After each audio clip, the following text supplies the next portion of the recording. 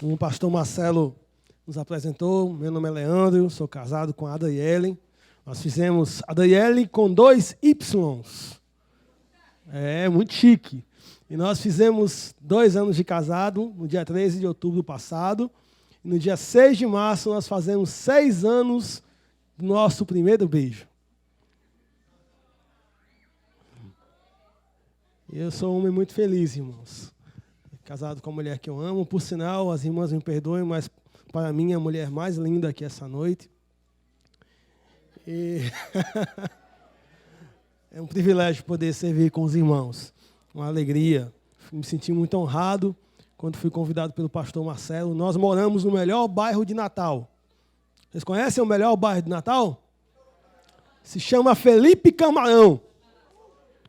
É um bairro que tem hoje mais de 100 igrejas e tem alguns dos piores números em termos de violência, miséria e injustiça da cidade de Natal. E a Aleph é uma missão, começou pequena, como uma associação local. De alguns anos para cá, Deus começou a fazer algo novo, que não era o nosso plano. E a Aleph começou a crescer e começou a alcançar outros lugares do Nordeste. E hoje o ministério da Aleph já impactou 13 diferentes estados do Brasil. Todo o Nordeste, parte do Norte, até mesmo o Centro-Oeste.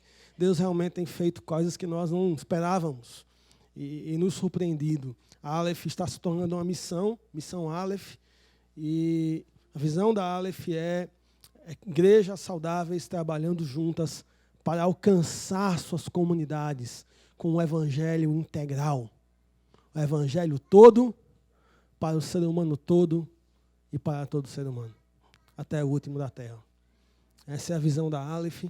Nós estamos comprometidos com essa visão e nós sonhamos, irmãos, com um movimento de igrejas vivas, transformadoras, missionais, cheias do Espírito Santo, servas, evangelísticas, discipuladoras, relevantes. Nós cremos no poder do Evangelho para transformar vidas e para transformar comunidades. E nós decidimos enfatizar no nosso ministério o desenvolvimento de líderes, porque nós entendemos que a liderança é o nascedouro da fonte. Se uma igreja é liderada por líderes saudáveis, com a visão missionária, com a visão voltada para o reino de Deus, essa igreja será conduzida nessa direção do serviço e da missão.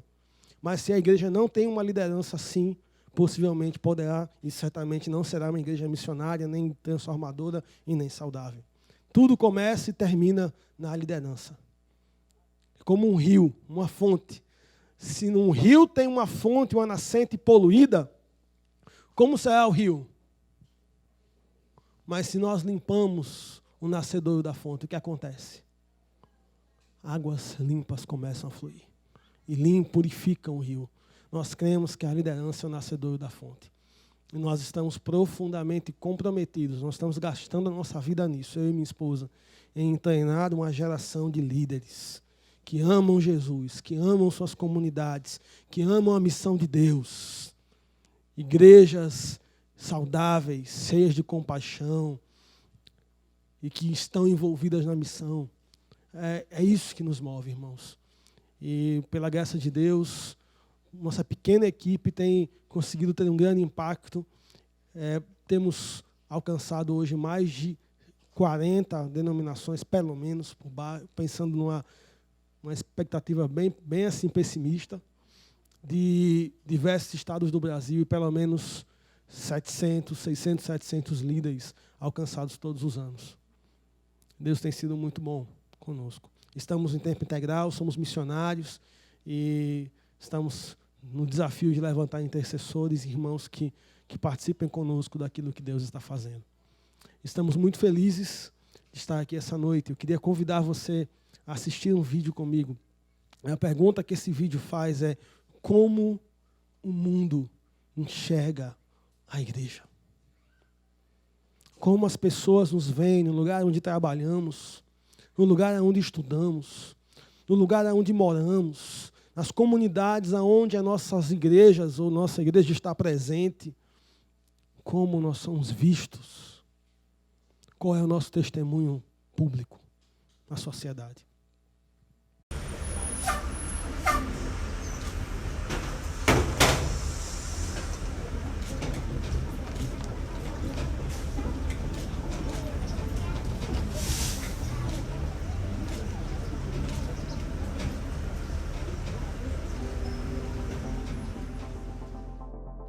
Eu acho que a maioria são um bando de alienados, que só veem a religião em si, não veem o cristianismo que tem por trás, não veem os ensinamentos de Cristo, não veem Jesus. Eu vejo o cristão como uma pessoa que tem fé.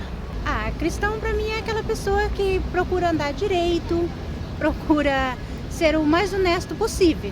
Os evangélicos falam assim, vai na igreja porque Jesus vai te curar. Mas eu acho que os evangélicos acabam assustando a gente. Talvez um modo melhor de poder nos orientar, né? Aí era mais fácil de atrair mais gente na igreja do que afastar. Eu vejo como alguém que tem um grande potencial em mudar o mundo e que quer ajudar os outros. Normalmente o cristão é sempre mais julgado, né? Não, eu vejo ele uma pessoa sincera, assim. O cristão eu vejo como muitas pessoas, às vezes elas são bem preconceituosas, algumas, e eu não gosto muito disso, por isso que eu não vou na igreja. Uma plataforma para me suster, assim. Faz um mal tremendo para a humanidade. Acho que é uma coisa já ultrapassada. A igreja faz um bem para todos. Eu acho que quem não vai na igreja não acredita em Deus. Não gosto da igreja. O povo se aliena com essa tragicomédia e o efeito um sedativo para suas próprias misérias. E quando nos damos conta, estamos num picadeiro pintados de palhaço rindo de nós mesmos. A igreja é só uma placa. Aí eu vejo que é muito bom pra gente. Manipuladora. Tem muita coisa errada. Eu sou totalmente contra. A gente vai lá pra aprender. Um lugar pra gente visitar Deus, como se fosse a casa de Deus, entendeu? Parei de ir porque tinha cabelo verde, porque eu tenho piercing, porque eu tenho tatuagem, e as pessoas ficavam olhando e comentavam até que estava errado, que não podia. Então, se vocês não vão me receber na casa do Senhor do jeito que eu sou, eu não vou mais frequentar. A cola que une os cristãos, que fazem os cristãos terem comunhão, é o amor de Jesus Cristo. E isso se chama igreja, verdadeiramente. Não a instituição, mas a comunhão de pessoas. Porque através do amor de Jesus nós temos comunhão com Jesus. E por todos os cristãos fazerem parte do corpo de Jesus, nós precisamos nos amar. Porque nos amando, nós amamos a Jesus Cristo. Razão no meu viver, assim. Um profeta aí. Não sei se vale a pena acreditar. Como eu vejo Buda. Jesus é tudo pra mim, né? Uma pessoa que tem que fazer o bem. O cristão para mim é aquela pessoa fiel que segue a Cristo, né? Aquele que está sempre relacionado, ligado a Cristo. Uma luz na vida de muitos aí que estão ao redor, no trabalho, no colégio. São exemplos. O verdadeiro cristão é aquele ser iluminado. O cristão de hoje em dia, talvez de sempre, para mim a maioria são falsos. São falsos cristãos. Por quê? Porque às vezes tem a Bíblia toda na cabeça, decorada, embaixo do braço, né? Muitos aí com a Bíblia embaixo do braço, falam uma coisa e vivenciam outra. Então, para mim, isso é falsidade. Pessoas que acreditam em Deus. Uma pessoa qualquer, uma pessoa normal. O cristão é a pessoa que entendeu e foi atingida pelo amor de Jesus Cristo. Eu acho que quando o cristão entende que ele é Jesus Cristo na Terra, ele é uma pequena parte de Jesus Cristo na Terra, ele consegue abranger, se relacionar com pessoas e pode gerar mais influência às pessoas que estão à volta dele.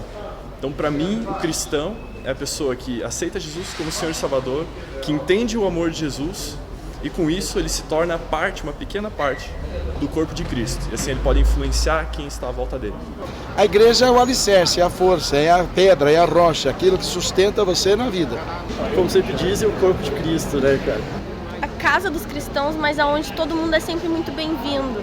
O grande comércio da fé é enganação, a maioria delas. Na minha igreja, as pessoas fazem aquilo para catar dinheiro dos outros. Elas pegam dinheiro de propósito, colocam óleo na cabeça das pessoas para dizer que aquilo é verdade, para aquilo tudo é mentira, só para elas pegarem dinheiro e construírem coisas que não prestam, coisas que não precisam na sociedade. Que muitas vezes mais atrapalha do que ajuda o ser humano. Casa de Deus, onde você vai adorar Ele. Bom, acho que a igreja eu vejo como um refúgio. Hoje em dia o que eu vejo mais que uma igreja seria uma empresa. Bom, na verdade eu vejo como uma pessoa normal. Mas eles tentam arrastar a gente junto, sabe? De alguma maneira, isso é meio estranho. Fanatismo. Em geral, eu considero eles umas pessoas muito preconceituosas, assim. Cara, é uma pessoa normal. Um cristão é uma pessoa indiferente.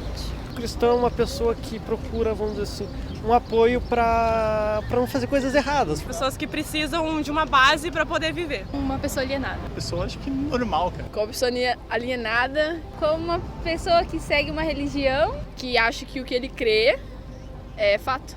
O cristão hoje é uma pessoa que está numa situação um tanto perdida. Ele é uma pessoa religiosa. O único povo cuja motivação é o amor. É a única maneira que você tem, tipo, se você tem um problema, você sempre chama, ai meu Deus, me ajuda, o meu Jesus, sei lá como é que fala. E foi uma pessoa muito boa que passou pelo mundo. Não sei nem se eu acredito que ele existiu um dia. E que me faz levantar todos os dias, e eu tenho muita fé. Ele foi e continua sendo uma pessoa muito forte, assim, que é uma força maior, assim, sobre nós, que a gente tem que ter fé em alguma coisa, então serve para isso. É o que não pode faltar na vida do ser humano hoje. Eu vejo Jesus como meu irmão. Você não precisa acreditar que ele existiu propriamente, mas seguir os exemplos que estão na Bíblia, cara, pra mim é essencial. Aquele que fez o que ninguém fez. Morreu por mim e por você. Uma pessoa normal como qualquer outra. Não tenho ideia. Como uma pessoa que não é nada do que realmente falam que ele é. Um cara que a gente tem que crer nele pra gente poder fazer as coisas certas. E ele é muito importante pra gente fazer tudo certinho. Assim o mundo sendo melhor pra todo mundo. A base de tudo, né? Deixou de ser utilizado para essa mensagem de amor e passou a ser utilizado como um meio de arrecadar dinheiro das pessoas. É um cara legal, só que é uma pessoa que todo mundo diz, mas ninguém segue o exemplo dele. Todo mundo fala, todo mundo tem que ser Jesus, mas ninguém ama o próximo, ninguém nem respeita os 10 mandamentos. Então o que adianta ele ser um cara legal se todo mundo fala dele e ninguém faz o que ele faz? A igreja rouba todo mundo. Parece que é uma maneira de tirar dinheiro das pessoas. Como um refúgio, né? Odeio a igreja. É uma rotina, tipo, todos os dias que você vai é a mesma coisa. É o melhor lugar pra você ficar na face da terra, cara. A igreja faz parte do sistema capitalista, tá aí só para explorar todo mundo e pegar dinheiro. A igreja é um lugar que tem bastante enganação. É uma fonte aí de renda. Como a casa de Deus, né? Onde todo mundo pode ser acolhido, todo mundo pode ser o que você quiser. Uma massa que tenta pregar uma coisa para as pessoas, mas só em busca de dinheiro. Um centro de alienação? Que tá aí pra roubar, assim, tirar a grana das pessoas. Isso é muito importante para a família, para poder falar o que deve fazer e o que não. É bom para a educação também das crianças. Uma instituição que está num processo de crise. A igreja tem buscado renovação, mas acho que ela não está conseguindo acompanhar todas as tendências desse mundo moderno. A igreja, de certa forma, se distanciou muito, principalmente do jovem. Acabam fechando a mente das pessoas e acabam julgando. Já fui chamada uma vez para ir numa igreja e bem no meio do culto o pastor começou a falar mal de homossexuais, assim, eu saí na hora da igreja, assim. Então eu acho que hoje em dia a grande maioria é ruim, tem mensagens pesadas e desnecessárias. Ele foi um cara... Tudo que eu faço envolve ele, tudo que eu penso é primeiro ele, tudo pra mim na vida é primeiramente ele. Crer pra continuar vivendo, né? Jesus eu vejo como um cara muito firmeza. É um cara que tá de braços abertos pra você se você precisar. Jesus é a fonte de tudo. Jesus é a alegria. O único salvador, né, cara? Pra mim, Jesus não existe, nunca existiu. Pra mim, meu Deus, sou eu mesma, eu acredito em mim. As coisas que acontecem na minha vida, eu acredito em mim mesma. Não existe Deus nem pra nada, nem pra ninguém. Tem gente sofrendo aqui na rua, vem te pedir por Deus. Deus não vai ajudar em nada. Bom, Jesus para mim é um modelo universal. Um filósofo muito bacana. Uma válvula de escape para muitos. Uma válvula de escape é uma boa. Bem, fugindo um pouquinho, eu fumo bastante maconha e, cara, eu gosto muito que é uma parada que me faz fugir, sabe? Me relaxa, é uma válvula de escape. Então, assim como eu tenho essa droga, que é uma droga mesmo, muitos têm Jesus, que é uma coisa muito mais simples, muito mais gostosa de ter. Então eu admiro essas pessoas, acho que Jesus, assim, no quesito mais sentimental, é uma coisa muito boa. Eu não tenho muita fé, mas acho uma coisa muito boa, gosto bastante.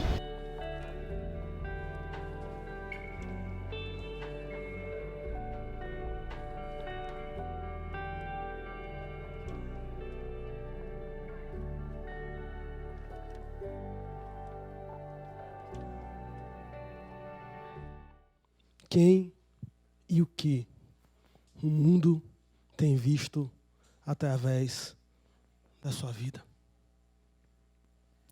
Esse vídeo, de certa forma, é desconfortável porque a gente ouve algumas coisas difíceis de serem escutadas.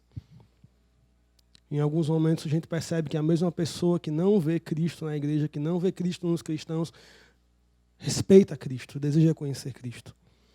Mas aqueles que deveriam mostrar Cristo não estão fazendo isso. Teresa de Calcutá dizia que nós somos os pés e as mãos de Jesus Cristo para um mundo que sofre. E o nosso chamado é para viver um cristianismo genuíno, um cristianismo autêntico. Você orou por mim para que Deus me desse a palavra a ser ministrada essa noite. Você orou pela minha família. Mas eu quero convidar você agora a fechar os seus olhos e a orar pelo seu próprio coração. A orar pela sua própria vida com Deus. E de uma forma muito sincera, orar pela forma como Cristo tem sido visto na sua vida. E peça para que Deus fale ao seu coração. Faça uma oração silenciosa onde você está. Feche seus olhos. Aonde você está? Faça uma oração silenciosa por você, pelo seu coração. Peça para que Deus quebrante o seu coração. Nós não somos capazes de quebrantar os nossos corações. Nós somos tão dependentes de Deus que até para isso nós precisamos de Deus. Mas uma coisa nós podemos fazer: uma oração sincera, dizendo: Deus, quebra o meu coração. Quebranta o meu coração. Uma oração sincera. Ore pelo seu próprio coração. O que e quem o mundo está vendo através de você. Senhor, ouve a oração dos nossos corações. Sabemos que não somos capazes de quebrantar a nós mesmos. Nós dependemos do Senhor até para isso. Mas oramos, Senhor, pedindo: quebranta o nosso coração. Fala conosco essa noite. Que haja luz e fogo nesse púlpito. Luz na mente e fogo no coração. Sejamos quebrantados, ministrados pelo Senhor.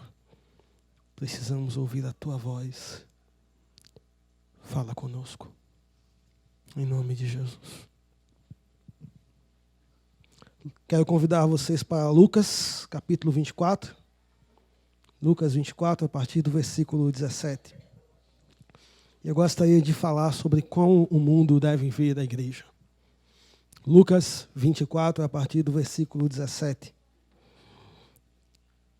Então lhes perguntou Jesus: que é isso que vos preocupa e de que ides tratando à medida que caminhais? E eles pararam entristecidos. Um, porém, chamado Cleopas, respondeu, dizendo: és o único, porventura, que, tendo estado em Jerusalém, ignoras as ocorrências destes últimos dias? Ele lhes perguntou quais, e explicaram o que aconteceu a Jesus o Nazareno, que era varão profeta, poderoso em obras e palavras, diante de Deus e diante de todo o povo. Vamos ler juntos só o versículo 19. Ele lhes perguntou quais. Vamos ler juntos? Podemos ler juntos? Em voz alta? Ele lhes perguntou quais. E explicaram o que aconteceu o Nazareno, que era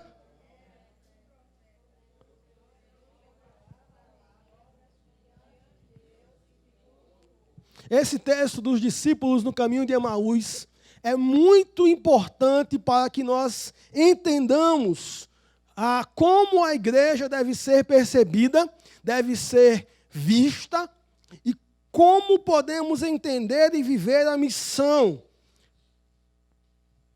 que nos foi dada pelo Senhor Jesus, a missão de Deus. Aqui, os discípulos estão caminhando com Jesus, Jesus ressurreto. Eles não reconhecem ainda que é o Senhor. Aqui, Jesus já havia morrido, ele já havia cumprido seus 3 anos de ministério sobre a terra. Jesus já havia dito na cruz do Calvário, está consumado. E depois de tudo que Jesus disse, depois de tudo que Jesus fez, esses discípulos, conversando com esse caminhante, fazem um resumão do ministério de Jesus. Em primeiro lugar, Jesus aqui caminhando com esses discípulos, nos apresenta um novo modo de ser igreja e de fazer missão, o diálogo, a caminhada. A missão começa quando nós nos aproximamos das pessoas, caminhamos com elas, as acompanhamos em sua jornada. E Jesus caminha. A igreja de Jesus Cristo é a igreja do caminho. Jesus caminha com esses discípulos e faz perguntas. René Padilha, um teólogo latino-americano, preocupado na época de 70 em equipar, em capacitar profissionais para a missão de Deus na América Latina, ele elabora um curso, um currículo, e ele procura o educador brasileiro Paulo Freire. E ele diz ao Paulo Freire, aqui está um curso, nós estamos elaborando essa matriz de treinamento de alta qualidade. E o Paulo Freire olha rapidamente, analisa os temas e diz assim, eu nunca estudaria com vocês. E aqueles irmãos doutores em teologia, eles têm uma crise e perguntam, por que você nunca estudaria conosco? Porque ele diz, as minhas perguntas não estão contempladas neste curso. As perguntas que eu quero fazer, como eu vou gerir o meu dinheiro, como eu vou ser um profissional responsável nesse mundo, como eu posso estar em missão por meio da minha profissão, as perguntas que eu tenho que fazer não estão respondidas nesse curso. Eu quero colocar algumas perguntas minhas. E ele disse, eu aprendi a fazer perguntas com Jesus Cristo. A pedagogia de Jesus é a pedagogia da pergunta. Ele está com o doutor da lei, e o doutor da lei se aproxima dele e faz uma pergunta para ele. Mestre, como eu posso ser salvo? E ele responde, você conhece a lei, você conhece os mandamentos. E ele devolve a pergunta para o homem, e o homem rapidamente responde, dizendo, amarás o Senhor teu Deus de todo o teu coração e o próximo como a si mesmo. E isso gera no homem uma pergunta. Ele pergunta, quem é o meu próximo? E Jesus responde essa pergunta com história. E quando ele conta a história do bom samaritano, ele termina fazendo outra pergunta. Quem se fez próximo desse homem? Então aquele homem incapaz de falar o termo samaritano, porque os judeus tinham um grande preconceito com os samaritanos, responde, aquele que usou de misericórdia para com ele. E Jesus diz, então vá e faça o mesmo. Jesus nos ensina a caminhar com as pessoas, a ir até as pessoas, a conversar com elas, a perguntar, a se envolver com elas no caminho. Eu estava com minha esposa, chegando na nossa casa, nós morávamos ao lado da comunidade do Detran, uma das 18 favelas que existem no entorno e dentro do bairro de Felipe Camarão, são 18. Quantos já ouviram falar da comunidade do Detran, favela do Detran?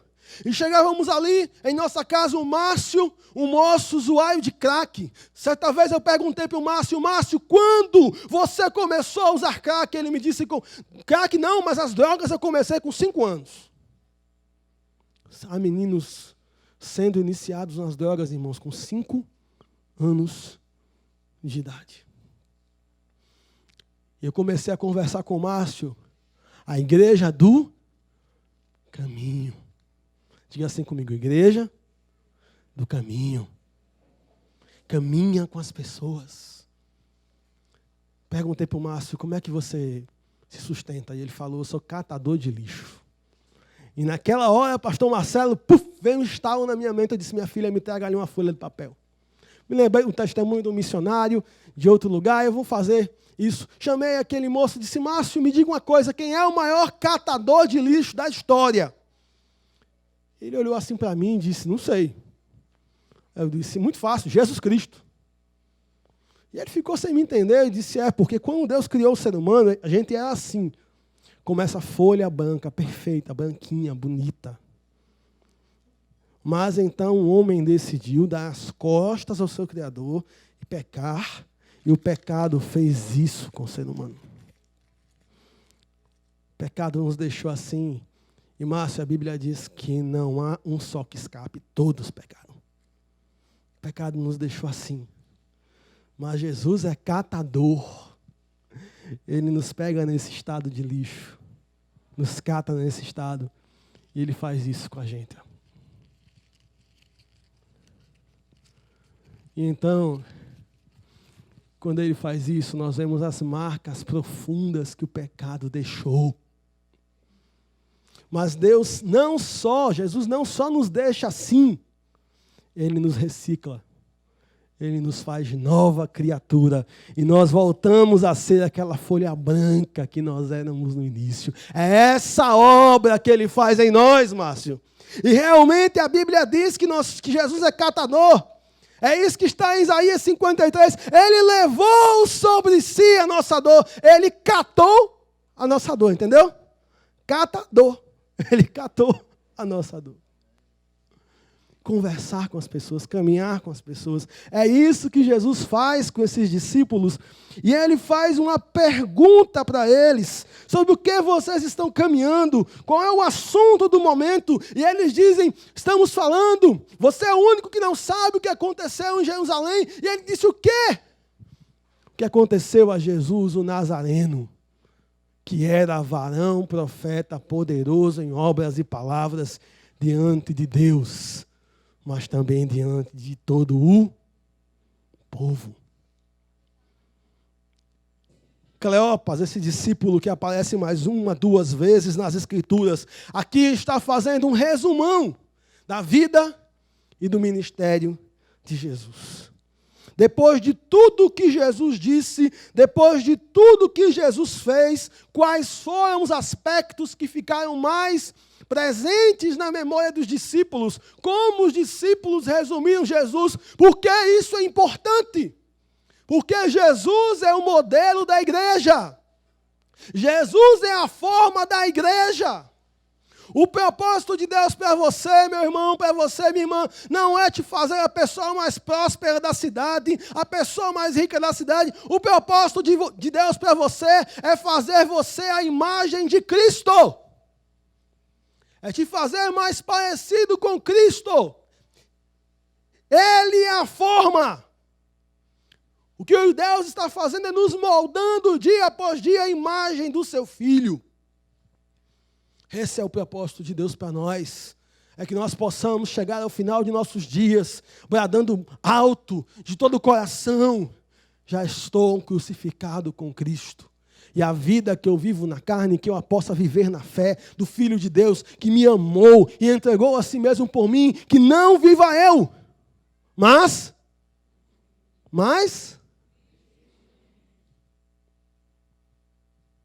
esse é o propósito de Deus. O modelo da missão é Jesus Cristo.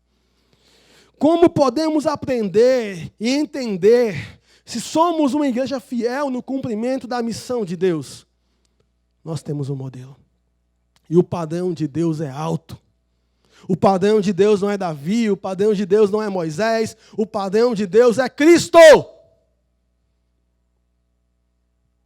Nós somos desafiados na palavra de Deus, repetidas vezes, a olharmos para Jesus, autor e consumador da nossa fé, a entender que dele vem o querer, vem o realizar, ele é o nosso modelo.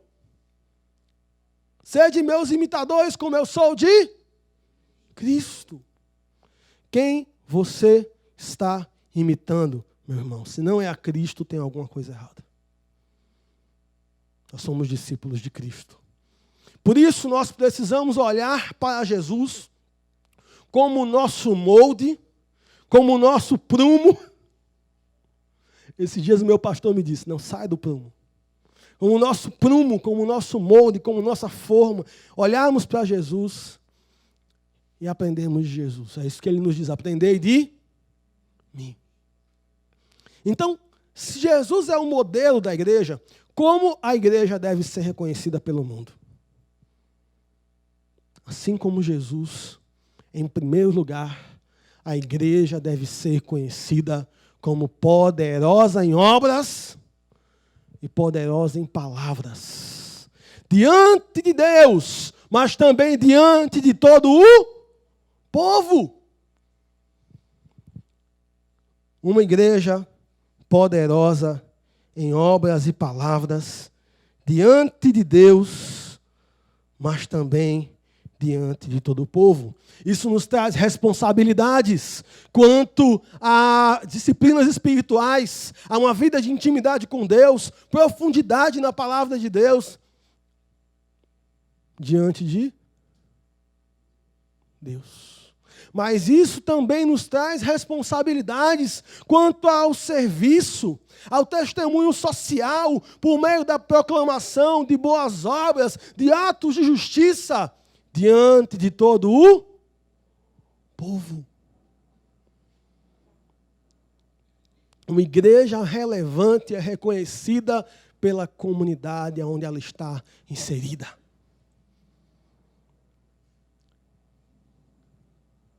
O Pacto de Lausanne, um documento missionário importante, diz que as obras e as palavras são como duas asas de um avião.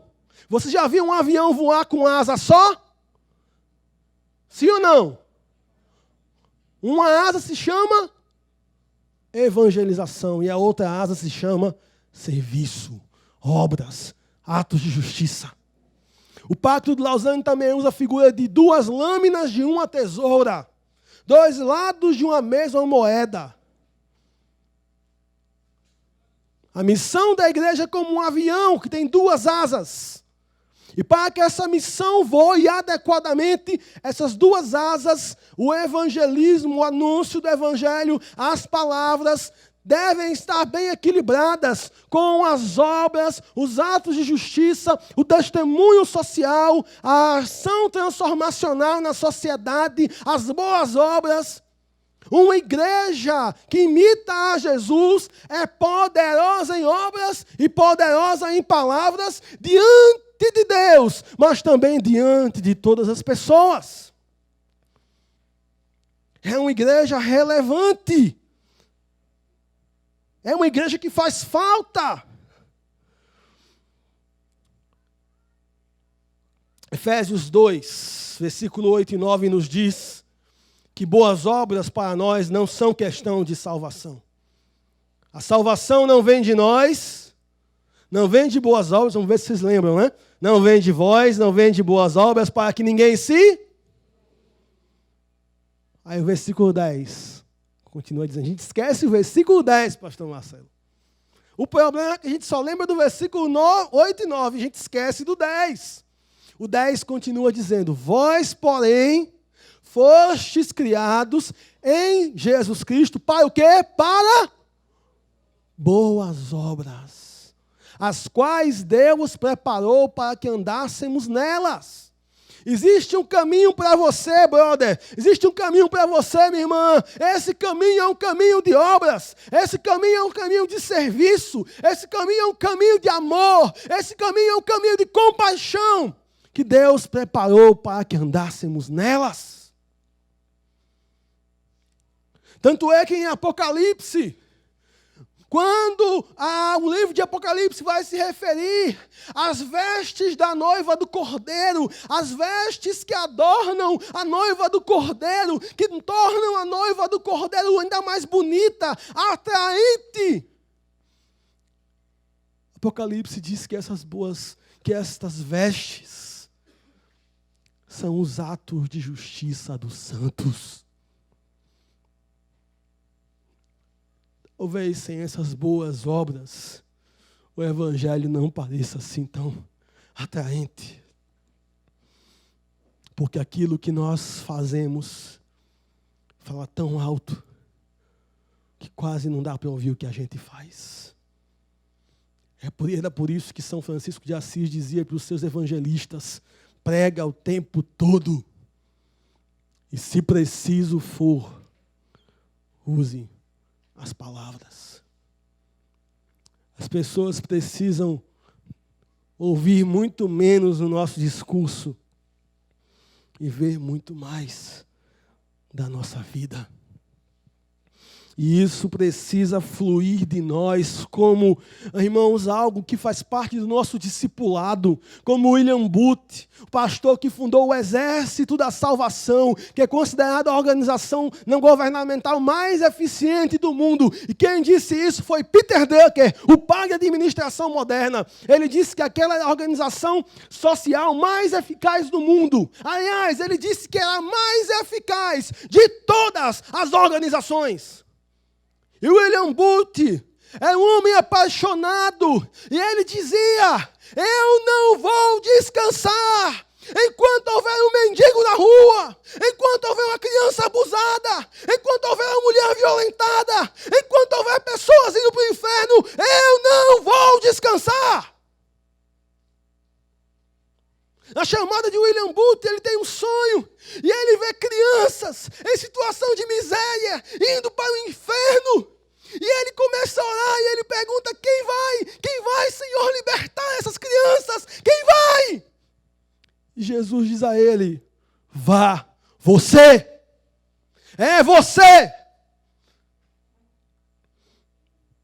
Talvez você venha ouvindo sobre André, sobre ser removedor de pedras, e a gente muitas vezes acha isso muito bonito para o nosso irmão, mas eu quero dizer uma coisa para você: é para você!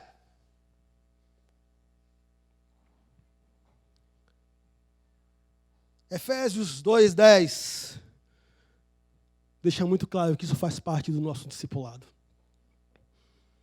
Esse é o Jesus que a gente segue, o Jesus que é poderoso em obras e poderoso em palavras. E é uma canção do Diante do Trono que eu gosto muito, que pergunta assim: corpo de Cristo, aonde estão? Aonde estão as tuas obras? Eu quero ver o teu amor tão cantado, o teu discurso tão encantador sendo encarnado, sendo vivido. Mostre-me as tuas obras. Aonde estão? No passado, nós enviávamos missionários para plantar igrejas e ganhar almas. E quando eles chegavam naqueles lugares, eles percebiam que as crianças estavam morrendo de causas perfeitamente evitáveis. E eles tinham que aprender noções básicas de enfermagem. Eles percebiam que as pessoas não sabiam ler sequer João 3,16. E por isso eles precisavam aprender a alfabetizar. Eles percebiam que atos terríveis de injustiça estavam levando pessoas à morte e eles precisavam levantar a sua voz. Um dos maiores missionários da África do Sul ficou conhecido como o Indomável, porque ele começou a ir para as ruas para denunciar o apartheid, porque ele entendeu que não poderia pregar o evangelho e fechar os olhos para a situação de injustiça no país em que ele estava servindo. O que as boas novas que nós pregamos têm a dizer para a mulher da comunidade do Fio, que mora num arremedo de casa, num barraco com uma porta torta, onde suas crianças brincam no esgoto a céu aberto? Que boa nova nós temos para proclamar para essa mulher? Que boa nova nós temos para proclamar para uma moça de Felipe Camarão ou do Guarapes, que todos os dias faz a peregrinação do seu bairro até o bairro de Ponta Negra para ali vender o seu corpo, porque não há opções em sua comunidade para que ela possa prosseguir em outro caminho e levada pelo desespero, pelo pecado e por tantos motivos, vai até aquele caminho, é levada a esse caminho sinuoso. Quando chegamos a essa moça e dizemos: tenho boas novas para você, o que nossas boas novas têm a dizer sobre esse contexto? O que eu quero dizer é: nossa evangelização precisa levar em conta o contexto. Se o nosso contexto é um bairro cercado de condomínios fechados, talvez pessoas que possuem tudo, mas vazias em seus corações e sentimentos, o que o nosso evangelho tem a dizer para essas pessoas? Porque é para todo homem.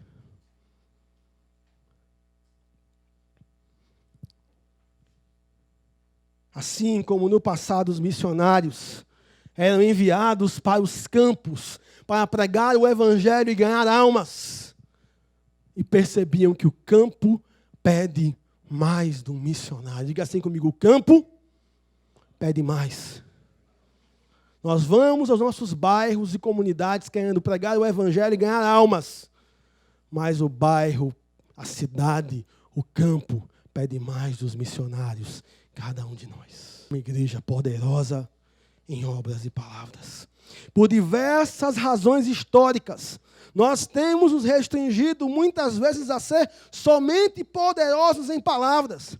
Nós valorizamos o púlpito, o evangelismo, a proclamação, a defesa da verdade que expressamos com palavras, mas não valorizamos tanto assim a compaixão, o amor, o serviço, a ministração às necessidades físicas das pessoas. Separamos o nosso trabalho, a nossa esfera de atuação daquilo que seria a vida espiritual. Dizemos que o nosso trabalho é secular, que nossa semana é secular, que nossos estudos são seculares. E se é secular, quer dizer que Deus não tem nada a ver com isso. Eu aprendi uma coisa, meu irmão, que não há secular para o cristão. Seus estudos não são seculares, sua profissão não é secular, sua semana não é secular. Porque se nós não conseguirmos ser comunidade de Jesus na segunda, na terça, na quarta, na quinta, na sexta, não esperamos sê-lo no domingo à noite. Deus não vocaciona só pastores e missionários. Aliás, eu tenho uma convicção que eu faço parte de uma das últimas, se não a última geração de missionários profissionais. Está chegando a hora dos profissionais missionários. Deus está chamando professores. Deus está chamando estudantes de medicina. Deus está chamando enfermeiras. Deus está chamando artesãs. Deus está chamando estudantes. Deus está chamando fisioterapeutas. Deus está chamando nutricionistas. Deus está chamando gastrônomos. Deus está chamando advogados. Deus está chamando todo o seu povo através da sua esfera de vocação. Deus vocaciona professores. Deus vocaciona médicos. Deus vocaciona enfermeiros. Essa profissão, essa vocação é um instrumento missionário para o avanço do reino de Deus. Deus está chamando. O Senhor da ceifa está chamando.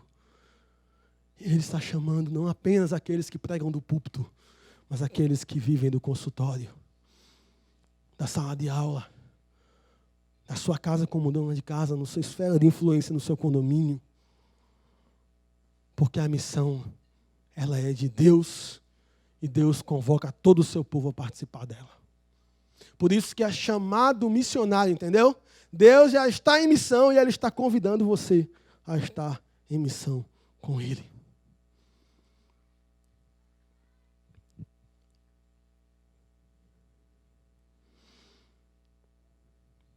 E na visão que limita a proclamação somente, a missão somente a falar, pensamos que uma igreja cheia de gente é sinal de sucesso no nosso ministério. Mas muitas igrejas estão cheias de gente vazia. Tem muita igreja cheia de gente vazia. A igreja se torna um grupo de pessoas voltado para si, um clube social. Parece que não tem nada a dizer para a sociedade. Os ministérios são desenhados apenas para dentro. Então, o ministério de criança é para as crianças da igreja, o ministério de mulheres para as mulheres da igreja, o ministério de homens para os homens da igreja, o jovem da igreja. Onde está o mundo a quem nós somos enviados a fazer missão? Nós não somos chamados a entreter crentes, criar programações de entretenimento gospel para manter os crentes na igreja. Esse não é o nosso papel. Nós somos chamados a ser discípulos missionários de Jesus Cristo, participando da sua missão no mundo. E se os nossos ministérios não têm influência, relevância, impacto para as pessoas ao redor da nossa igreja, nós precisamos repensar o que nós estamos fazendo.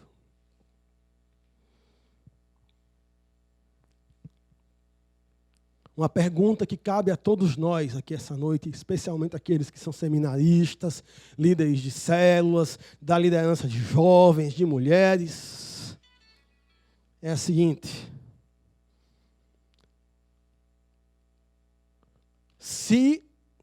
feche seus olhos por um minuto, assim, por um segundinho. Eu sei que tem gente cansada do dia. Esse pedido é perigoso, pastor Marcelo, porque se eu pedir isso para a pessoa que está o dia inteiro na piscina, brincando com ela, pode ser que você durma, mas você não vai dormir. Amém? Homem fraco, mas amém? Eu sinto mais firmeza. Feche seus olhos por um minutinho. Pode abrir. Sacode assim o seu vizinho. Pode abrir. Pode acordar. Imagine que nesse fechar e abrir de olhos, a sua igreja desapareceu da zona sul, do bairro, talvez sejam irmãos de outras igrejas também aqui, do lugar onde ela está presente. Sumiu. Puf! Desapareceu. O que os vizinhos iam achar disso? O que os vizinhos... Tem um pastor da nossa equipe que ele fala assim: olha para cá, olha para cá, olha para cá, olha para cá. O que os vizinhos ao redor da sua igreja iam achar disso? Será que eles iam dizer assim: como aqueles jovens eram educados, envolvidos aqui no bairro, e eles iam aqui na minha casa, como aquelas senhoras, elas eram amáveis, e elas estavam preocupadas com a gente, como aqueles homens estavam preocupados aqui em alcançar. Será que elas iam dizer isso? Eu conheço alguns lugares que talvez o bairro desse um culto de ação de graças pelo desaparecimento da igreja. E nós precisamos pensar uma coisa, irmão. Será que essa é a nossa vocação? Será que nós devemos nos contentar com isso? Uma igreja relevante, uma igreja missionária, uma igreja viva é percebida pelas pessoas. Existe uma igreja em Recife que nós temos uma boa parceria. E é interessante que, se você perguntar a igreja, o nome da igreja ninguém conhece, mas se perguntar assim: aonde é a igreja da tenda, todo mundo sabe. Porque lá eles cuidam das crianças do bairro, porque lá eles estão envolvidos com os jovens do bairro, porque lá eles estão abertos, envolvidos com a comunidade. Talvez a forma como esse serviço, esse amor vai se manifestar em nosso contexto, no contexto da Zona Sul, é diferente, mas precisa ser manifestado. Eu cheguei a Felipe Camarão anos atrás, após 2 pesquisas. A primeira pesquisa dizia que Felipe Camarão era o bairro mais evangélico de Natal. E a segunda pesquisa dizia que o bairro era o bairro mais violento de Natal. E nós começamos a perguntar como tantas igrejas não salgam esse bairro, não mudam essa realidade. Por que todo esse sal não salga? E uma pesquisa que foi feita, dentre as várias que nós temos feito, foi entrevistando os vizinhos das igrejas. E é interessante, o pesquisador chegava para o vizinho e dizia: qual é a importância dessa igreja aqui para você? E o vizinho dizia: nenhuma. Eu não tenho um povo que vem aí, um povo para parar os carros aqui na porta. Rapaz, é uma igreja. Mas que eles estavam ali, se mudaram para cá, agora eles estão aqui. O pastor é legal, ele até fala comigo. Me convidaram uma vez para ir lá. Mas percebam, nosso impacto está muito aquém daquele que deveria ser.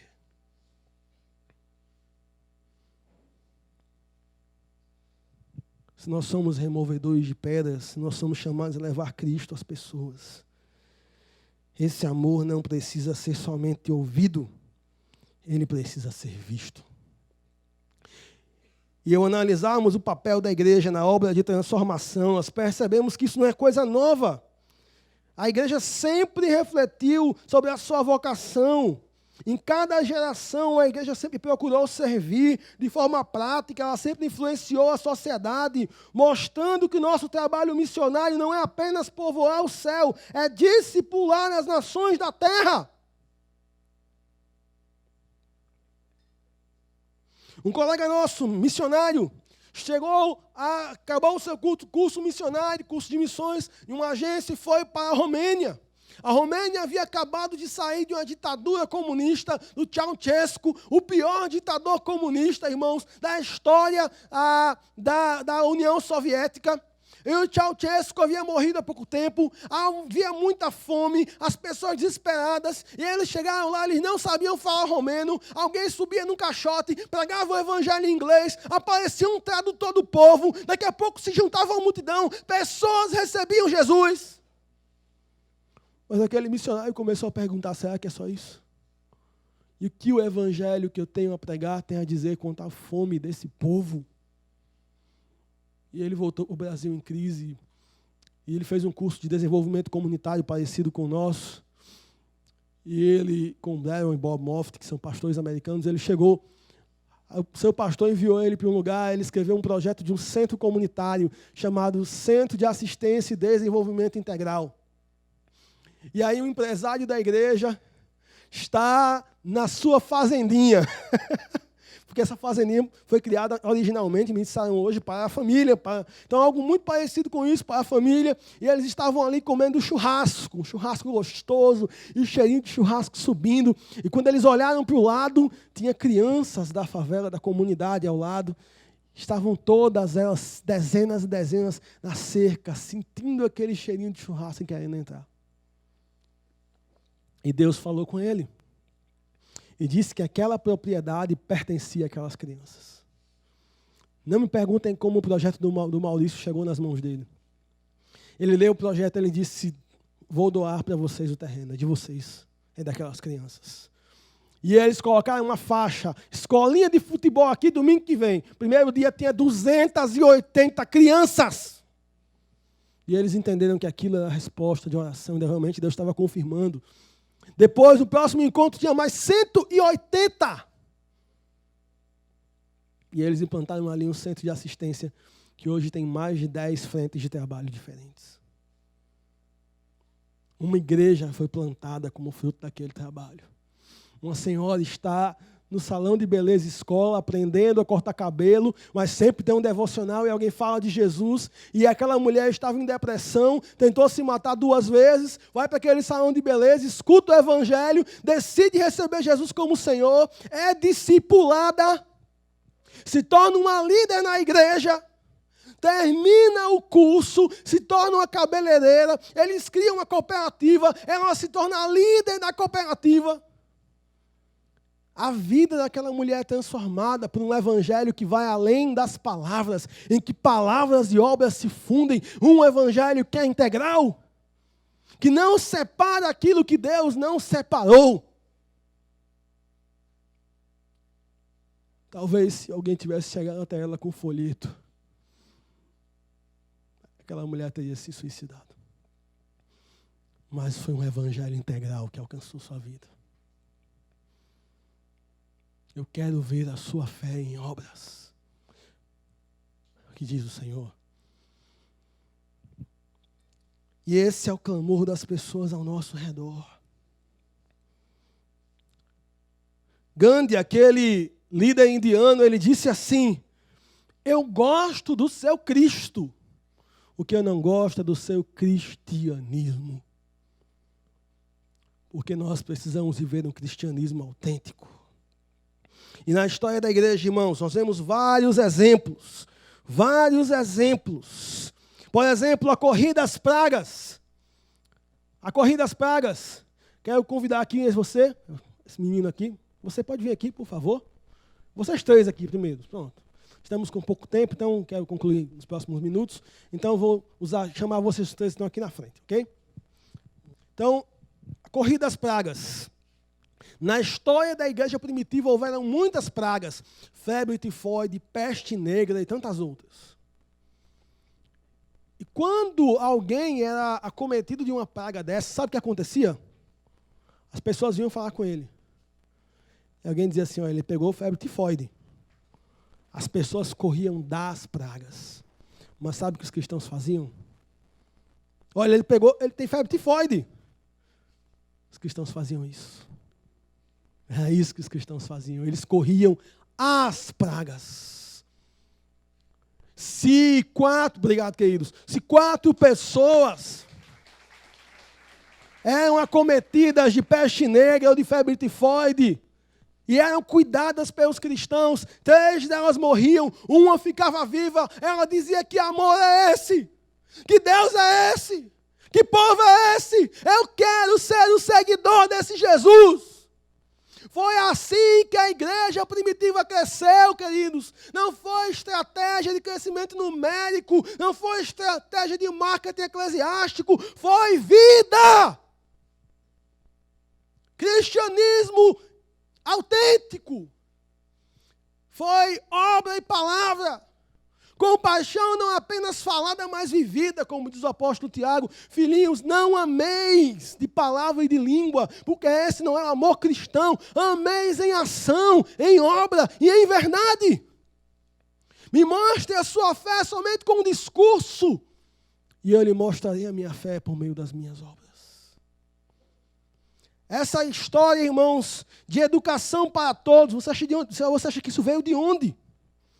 Isso veio da reforma protestante, que dizia que todo crente é um sacerdote, e se ele é um sacerdote, ele tem que saber ler.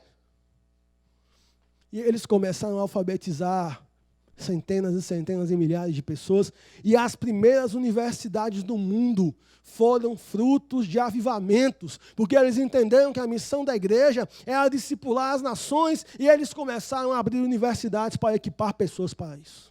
O primeiro curso da Universidade de Harvard, a melhor universidade do mundo, foi o curso de teologia. A história, a origem da escola dominical. As crianças estavam assim abandonadas na Europa. Eu sou professor de missão urbana no seminário e eu digo para meus alunos: se você acha que o Brasil hoje está assim, tomado pela corrupção, injustiça e tantos problemas, você não imagina o que era a Inglaterra do século XVIII. As crianças eram escravas nas minas de carvão.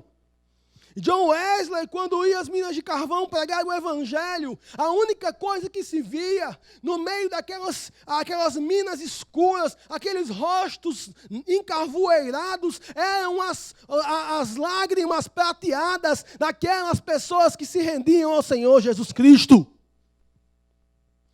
E na Inglaterra do século XVIII, as crianças estavam abandonadas, não havia educação, não havia cuidado.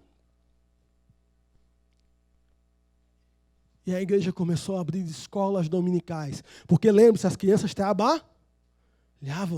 Então, no domingo, eles alfabetizavam, a igreja abria suas portas e alfabetizava as crianças através da Bíblia.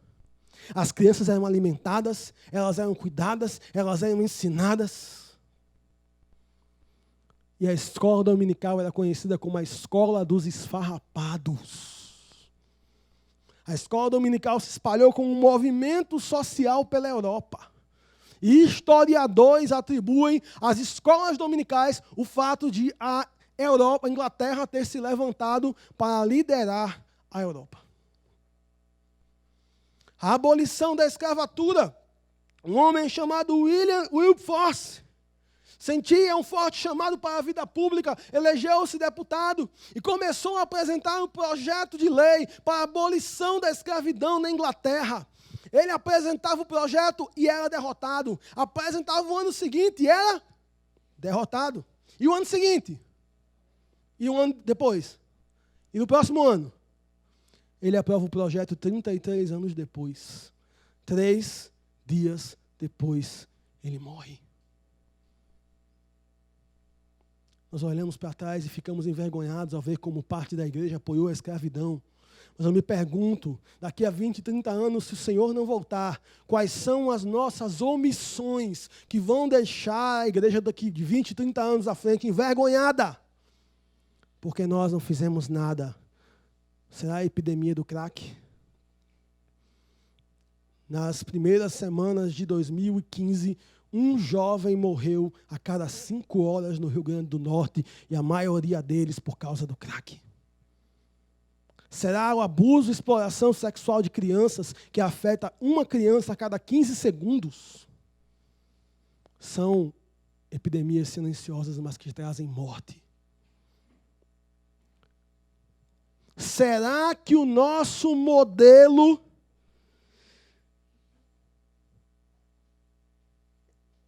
evangelístico está dando conta, irmãos, da vida real?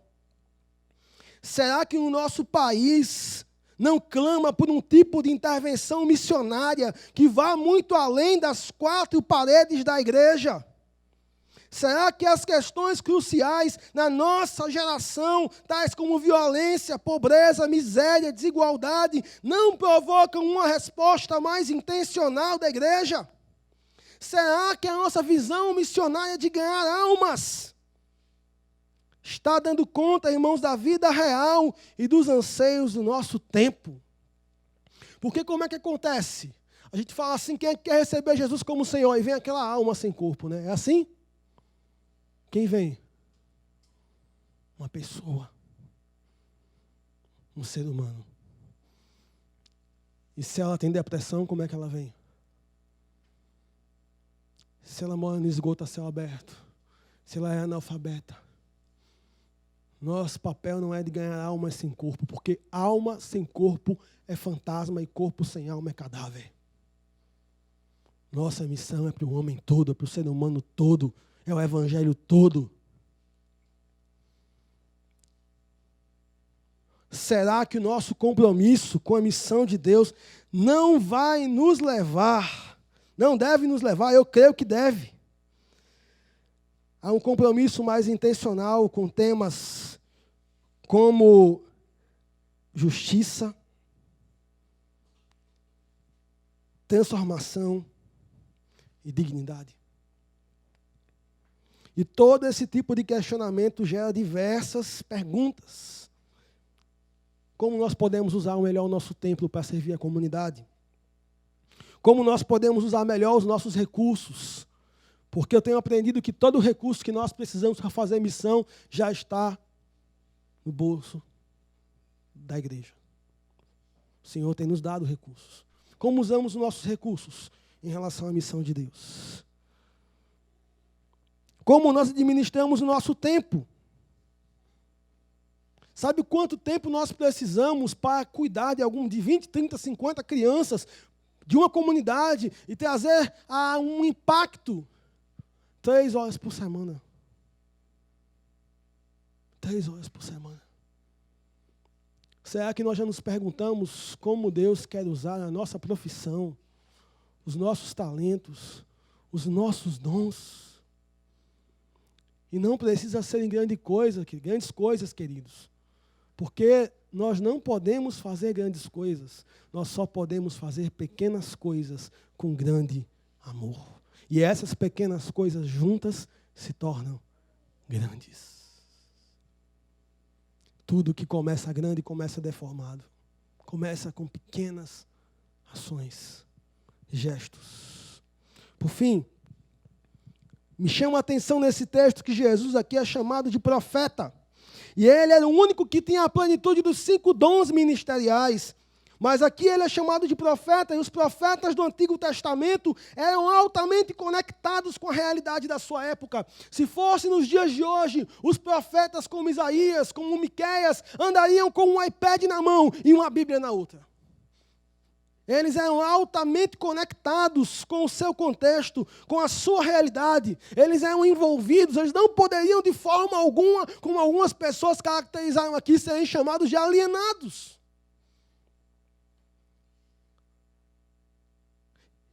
Eles conheciam o seu contexto, e a minha pergunta é, será que nós conhecemos o nosso contexto? Será que nós conhecemos o nosso bairro? Será que nós conhecemos as dores das pessoas? Será que nós nos importamos? Jesus é a resposta, amém, ele é a resposta, mas qual é a pergunta? Será que nós não estamos querendo responder perguntas que ninguém mais faz e não estamos perguntando quais são as perguntas das pessoas de hoje? Na universidade, no nosso bairro, nos condomínios ao nosso redor, nas comunidades empobrecidas. E como nós podemos responder a essas perguntas? Se Jesus é profeta de obra, e a palavra profética, a palavra dos profetas chamava a atenção para a vontade de Deus, para o desígnio de Deus, a obra profética também faz isso. Não existe, então, somente uma palavra que é profética, há uma obra que é profética, há um agir que é transformador. E esse agir, essa forma de agir, de viver, chama a atenção para o Deus que nós servimos, para o seu caráter, para a sua justiça, para a sua santidade, para o seu amor, para a sua compaixão. Nós podemos viver de uma forma profética, de uma forma, irmãos, que nós possamos mostrar a verdade de Deus, não apenas em palavra, mas mostrarmos, irmãos, com obras que são não só ação social, mas são manifestação contextualizada da verdade, mostrando quem Deus é, no caráter, na coragem, na evangelização, no serviço, no amor, multiplicando vidas tocadas por esse amor que não é de palavra, mas é de ação. Dos nossos quartos secretos de oração, o testemunho do Evangelho deve invadir as praças, as ruas, o local de trabalho, a universidade, as inúmeras favelas de nossa cidade, que tem inclusive a África e o Japão. Os condomínios fechados. Porque, irmãos, o Evangelho é grande demais para que nós o contenhamos dentro das quatro paredes do nosso templo. O nosso bairro espera pelo testemunho do Evangelho. As ruas onde nós andamos esperam pelo testemunho do Evangelho. A universidade espera pelo testemunho do Evangelho. E as testemunhas estão aqui. E Jesus diz, assim como o Pai me enviou, eu também os envio. Todos nós somos enviados. Todos nós somos chamados. Porque a igreja de Jesus é uma igreja de discípulos missionários. Deus chama cada um de nós. E Deus pode estar chamando você desde a última sexta-noite, sábado à noite. William Carey era um sapateiro. Sapateiro. Recursos, muito poucos. Educação, muito pequena. Sapateiro. E ele colocou um globo terrestre na sua sapataria. E ele começou a olhar para aquele globo terrestre, e ele olhando para aquele globo terrestre, o seu coração foi inflamado de paixão pela Índia, que era uma colônia da Inglaterra. Ele não queria, aliás, ele queria ir, o coração dele começou a ser inflamado, ele se sentiu desafiado por Deus para ir até a Índia, mas a esposa dele não queria ir. O pastor dele disse para ele, meu filho, se Deus quiser salvar esses pagãos, ele vai prover os meios. Ele esperou 7 anos para poder embarcar para a Índia. Quem aqui teria essa persistência? Ao chegar na Índia, ele esperou mais 7 anos para ver o primeiro convertido. Mas quando William Carey terminou seu ministério na Índia, terminou seu trabalho na Índia, ele havia traduzido a Bíblia para 1/3 dos idiomas da terra. Ele havia enviado missionários para vários lugares do mundo e iniciado várias agências missionárias.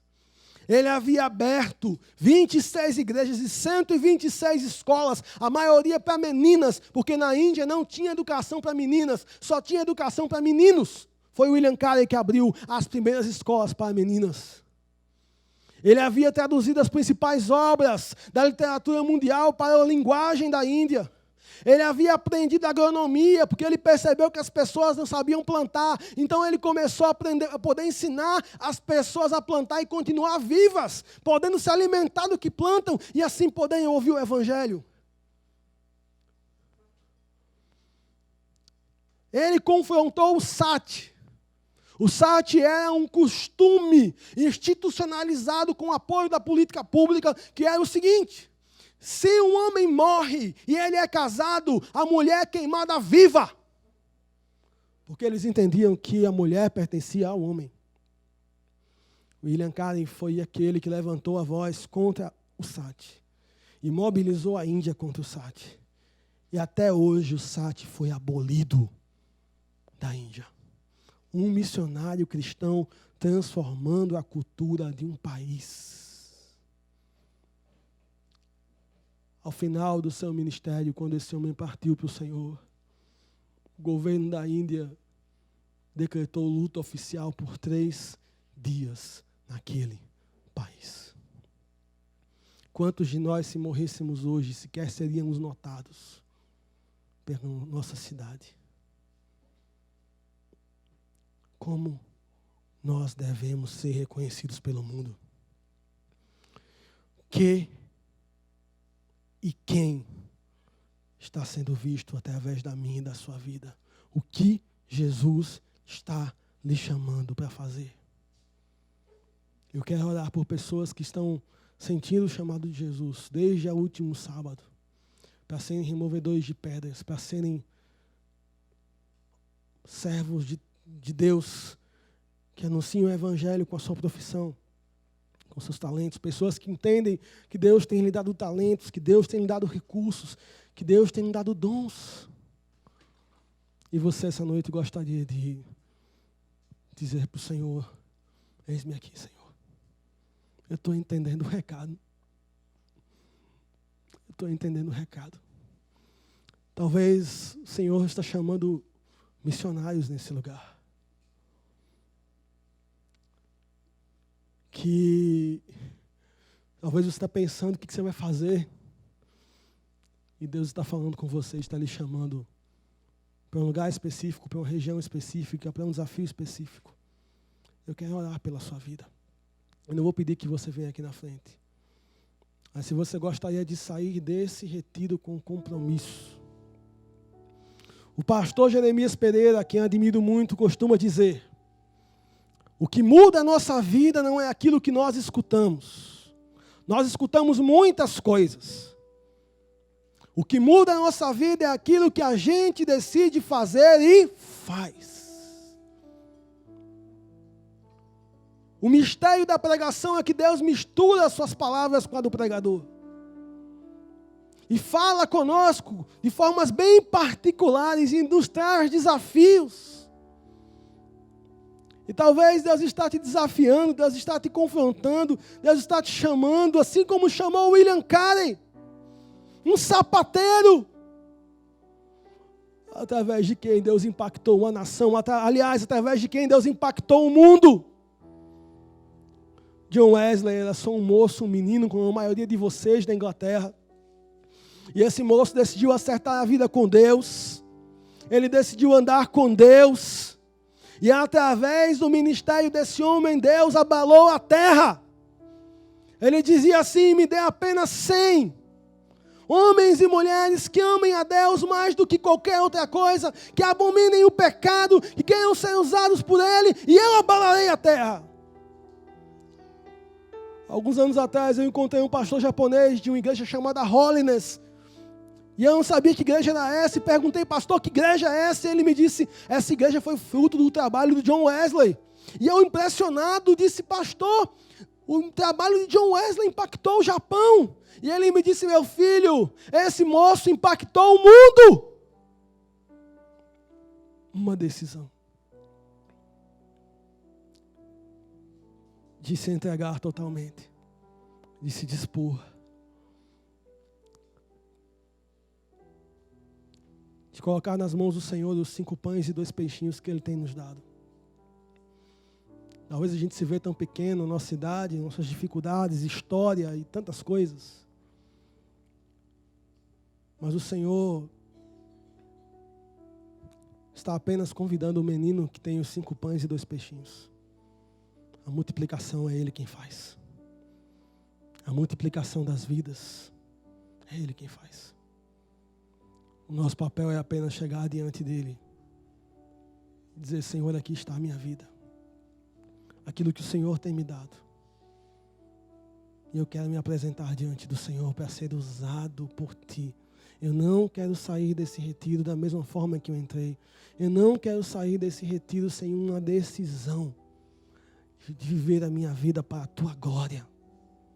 E de ser instrumento para tocar a vida de muitos outros.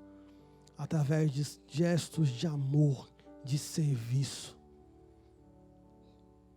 Eu quero ser usado pelo Senhor para tocar vidas. Não apenas com palavras, mas com ações. E se Deus está chamando você para isso essa noite, feche seus olhos aonde você está. Faça uma oração silenciosa agora.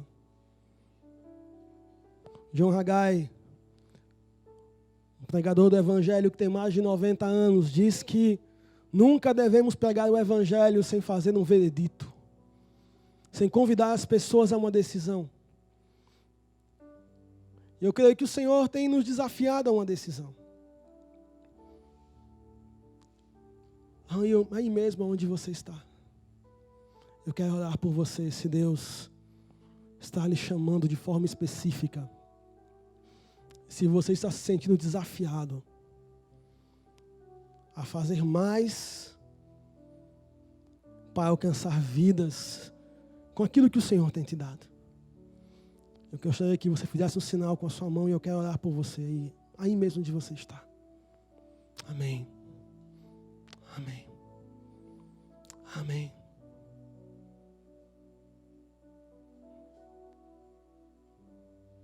Talvez você queira ficar de joelhos onde você está, você queira se prostrar diante dele. Você queira vir daqui para frente, enfim. Mas não fique indiferente àquilo que o Senhor está fazendo. Senhor, nós estamos na tua presença. E há mãos aqui levantadas que dizem que estão tomando uma decisão de serem, ó Deus, instrumentos do Senhor para anunciar um evangelho que vai muito além das palavras. E eu oro para que o Senhor levante em nosso meio profissionais, estudantes, homens, mulheres, moços e moças, dentre esses que aqui se dispõem diante do Senhor. E que o Senhor traga ao coração de cada um desses agora duas coisas. A primeira coisa é um claro discernimento de qual o próximo passo que ele ou ela deve dar após esse retiro. Eu oro por aqueles que estão perguntando ao Senhor agora, estão pedindo ao Senhor agora uma direção. E peço que o Senhor traga um claro discernimento, de forma que eles entendam que é o Senhor quem está falando com eles, de qual o próximo passo que ele ou ela precisa dar. E a segunda coisa que pedimos ao Senhor essa noite é que o Senhor inunde os seus corações de persistência em andar na direção que o Senhor está trazendo, de serem removedores de pedras, de serem agentes de transformação, povo missionário de Deus, de marcarem essa geração através da compaixão e do serviço, para que ao final de nossas vidas, nós possamos bradar de todo o nosso coração: já não sou mais eu quem vivo, é Cristo quem vive em mim. Em nome do Cordeiro Jesus.